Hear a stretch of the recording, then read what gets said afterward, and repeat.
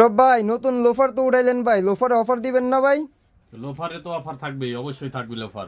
এটা হচ্ছে লেজার কাট loafer, 100% TPR সোলের এবং প্রিমিয়াম কোয়ালিটির, এবং ফুল লেদার হবে, আপার ইনার এবং ইনসোল ফুটবেড সবকিছু লেদারের, এবং সুপার সফট হবে।